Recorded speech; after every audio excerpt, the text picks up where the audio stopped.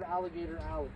It's not all that uncommon in the summertime when the water's warm from about this time of year until about October or so to see a 5, 6, 7, 8, 9 foot gator come up one side, cross the driveway, go down the other side. All these little deer trail looking paths that you see cut from one side of the driveway to the other are made from the alligators dragging themselves from one water source to the other. Can everyone see the bird hanging out on the branch in the water? That guy's called an anhinga. Oh my God, what is that? Family. The interesting thing about these guys is how they hunt. He'll hang out there until he's ready to go fishing. When he's ready to go fishing, he'll use his wings to fly, then he'll use his wings to swim underneath the water. Once he gets to the fish, he has a really long, sharp beak of about 3 or 4 inches. They use that as a spear to spear the fish. Their nickname is snake bird because normally when you see them in the water and they're fishing, all you see is their neck and their beak, and they look like a little snake or Loch Ness monster coming across the water. Once they have a fish on their beak, they'll take it, toss it up in the air, catch it head first, and that's how they eat.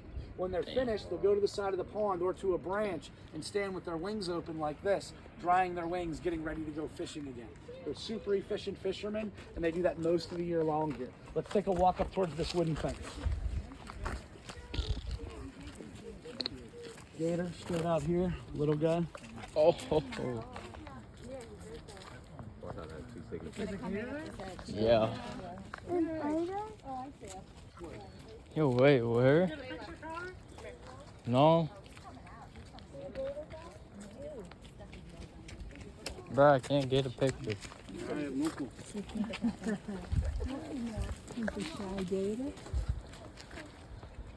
Oh darn, I guess we're moving on. But he's right here. Oh, so close to the gate.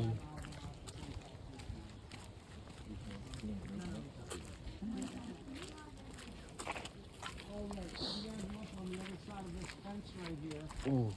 this little pile of leaves and twigs to the left of this tree was an alligator's nest from a couple of summers ago. So for 45 days, from the end of July to the beginning of September, inside this nest were about 20 or 30 alligator eggs. While they were in the nest, the mother, who's a fully grown 8-foot female, would never go further than this big tree here or the first big tree down the driveway. Most days you could see her eyes and nose directly behind the nest, watching, making sure no one bothered it. It was a Monday in September. She heard them chirping. She comes up out of the water, knocks off half the nest so they can escape off into the wild. Of those 20 or 30 alligator eggs, only about 10 of them will have made it to their first birthday. And of those 10, only about 4 will make it to adulthood. They don't have a very good survival rate because adult males will cannibalize the babies and the small ones, and birds of prey will take away the babies and the eggs. While they're in the nest, if the ambient temperature is consistently over 92 degrees, they'll all be male. If it's consistently under 84 degrees, they'll all be female. And if it's in between, there'll be a mix of males and females. The alligators that are born here or anywhere for that matter will never travel more than about a mile or 2 radius from the nest they're born. Even if they live to be 40 or 60 years old in the wild, they keep a very tight radius from where they're born. The alligators and the birds have a very interesting relationship. The alligators generally will not bother a living bird. If a bird dies of natural causes and is floating in the water, they will take it. However, they tend to leave the living birds alone. Birds know this to the point that in the springtime, when they start to nest, a lot of the birds will nest as close to the biggest alligators they can find. What they're doing is they're using the alligator as their security system, knowing that if anything comes too close to harm them, the likelihood is the alligator will take it out. So if you ever come to the park over the next couple of months as the birds start nesting, where you see large gators, often you see birds nesting and vice versa. Take a look. Yeah, right there. I didn't know that.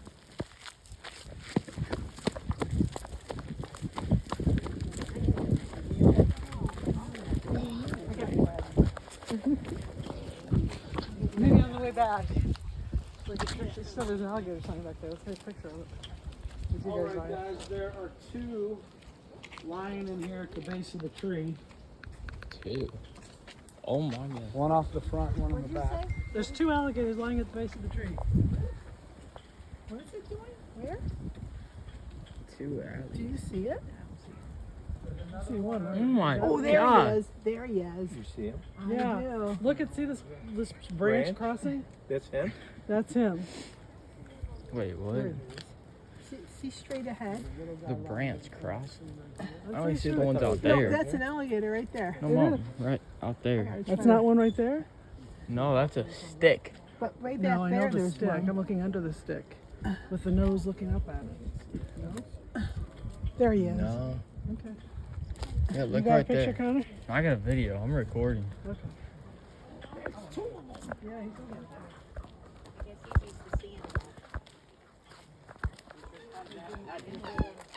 What's up, sir? Putting in the hours? What is that? There's another one with all the way back here. You can just kind of see the top of them. There's a branch in the water that goes up, and there's a log behind it. Kind of laying there behind the log.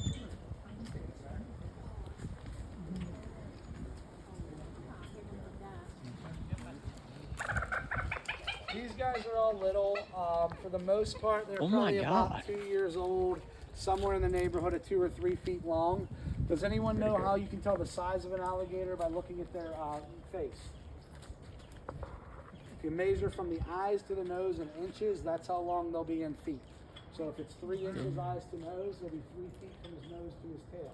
The reason why it's good to know that is most of the time when you see an alligator in the water, all you're getting a look at is their face. The longer it is between the eyes and the nose, the bigger the gator is. If it's 6 inches, he'll be 6 feet. If it's 12 inches, he'll be 12 feet.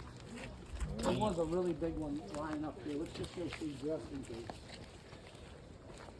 Yes.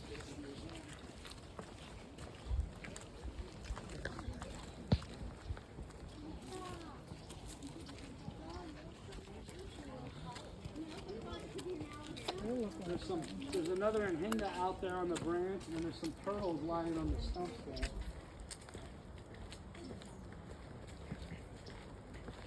Stones. Oh, shoot.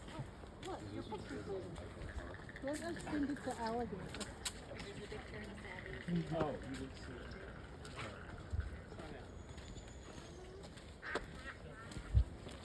see it. For that bird. Was that a bird or a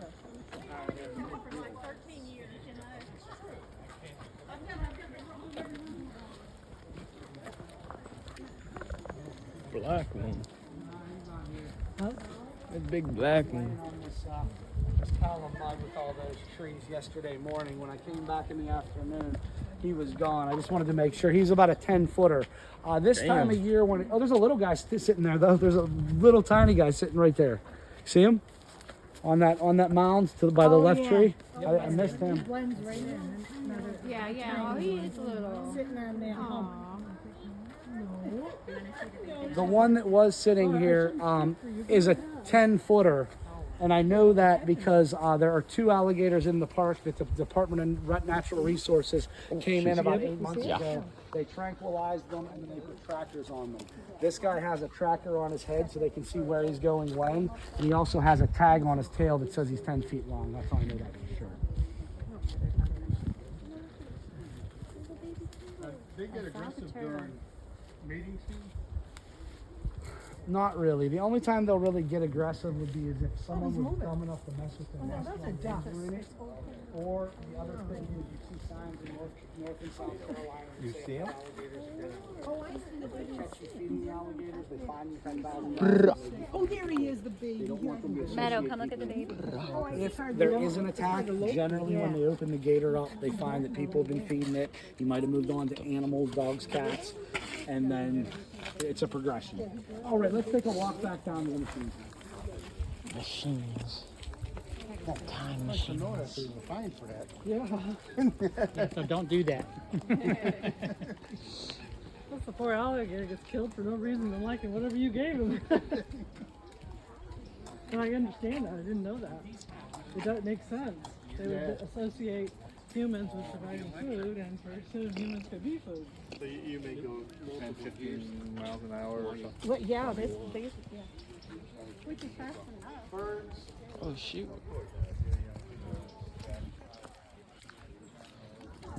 This water is cool. Oh, there's some more. Does anyone know what? Does anyone know what the stuff hanging from the trees here is? Spanish moss. Spanish, that's what I thought. Spanish moss. Did you know that you never want to touch Spanish moss in nature? It has bugs, parasites.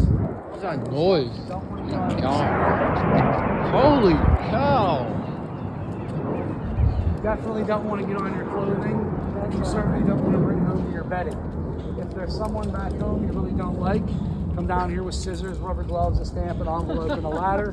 But I didn't say that. There is a way that they treat it to use it in craft stuffings and some potteries. Yeah, I They know I bought bleach it first, which kills off all the bugs. Ah, I gotcha. But you would want to treat it before handling it in any mass, or you end up with a bunch of little friends you don't necessarily want.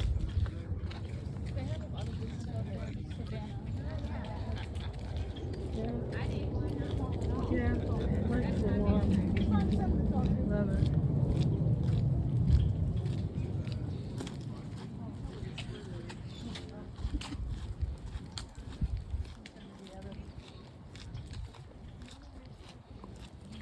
Hey Connor, you should touch it. Touch what? Not cool.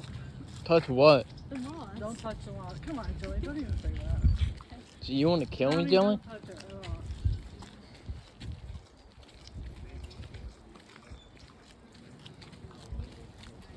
When we turn 10, guys, come see us. You turned 10? Sorry.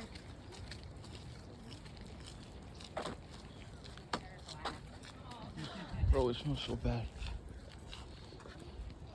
All right, I'm gonna get everyone on. As I get you on, just head on up towards the wooden fence by the nest, and then we'll catch up as everyone's on and head on up towards Brook Green Gardens.